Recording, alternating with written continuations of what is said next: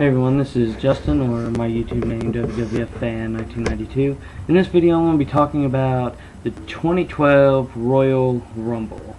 Now, it's apparent that maybe not, Randy Orton's injury is bullshit with his whole match with Wade Barrett, because we all know that maybe, if that was real, that whole thing was staged, just so he can get a huge pop when he returns at Royal Rumble in his hometown.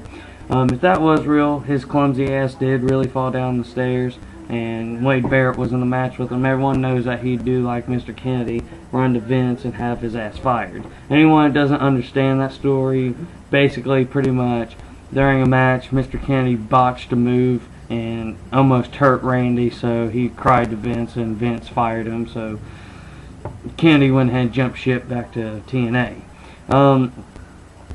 People who might be a surprise entry into the Royal Rumble making a return could be, of course, Randy Orton, because that whole thing, I'm starting to think it's scripted, because it just so happened that the cameras get there after his clumsy ass falls down the stairs.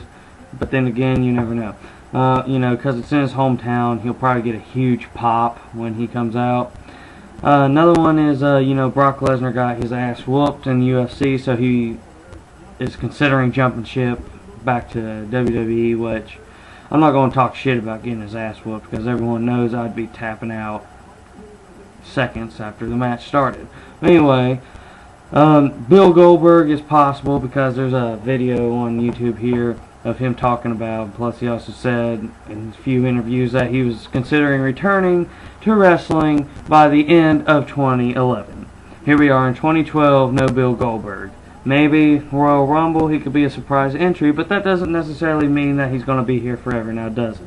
And just because someone returns at the Royal Rumble doesn't mean they're going to be here forever. Look at RVD in 2009 when he came in the Royal Rumble. And plus, also in interviews, he was talking about how he would have a match against Brock Lesnar at WrestleMania, which I highly doubt Vince McMahon is going to have that happen again, because last time at WrestleMania 20, that was the most god-awful, piss-poor performance I have seen in my life.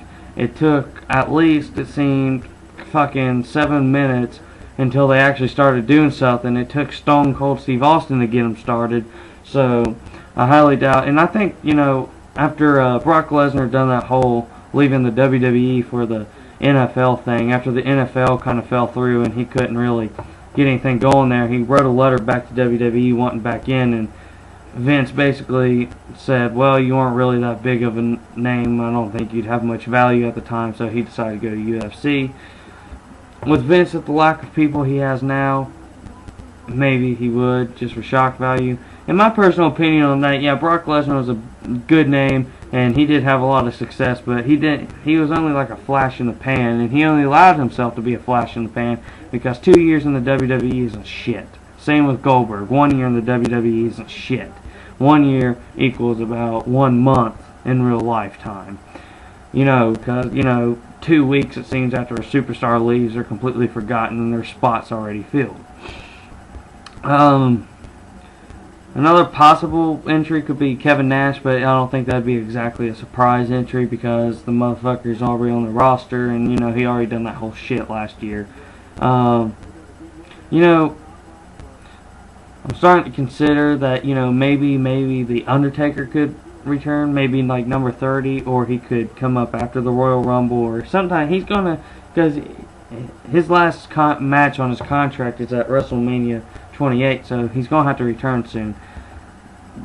I don't think they're gonna. I think they do it Royal Rumble style. I don't think the WWE is gonna waste their time with any more of those promos, because they've already fucking filled our head full of promos, and we're sick of them, because we've had the whole Kane resurrected, and then we had the It Begins, which, yeah. And plus Undertaker, he always has these return promos. It seems like every fucking year he has a return promo somehow. And I understand, because, his age, his age does cause him to get a lot of injuries, because I respect the hell out of the Undertaker, because I've never seen a match where he hasn't given it his all. Other possible returns at the Royal Rumble could be Chyna, because she was the first woman to enter the Royal Rumble, and she's been trying to get back with WWE, and apparently there's rumors that she does. But then again, I highly doubt that a PG product of WWE would take back an ex-porn star. Now,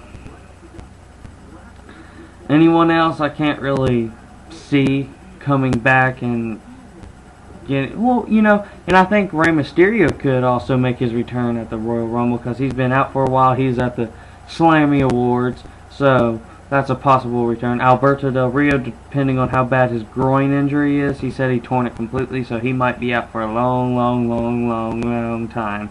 And for many people who say that Edge is coming back at the Royal Rumble making a surprise entry, that is bullshit, and I can tell you because I haven't even read internet forums or anything to know that that's bullshit, because the reason why Edge was forced to retire was because if he didn't, he's going to be in a wheelchair. So, get back to me with what you think on who you think could make a return at the Royal Rumble. You never know. There might not be any surprise entries. You never know. Get back with me.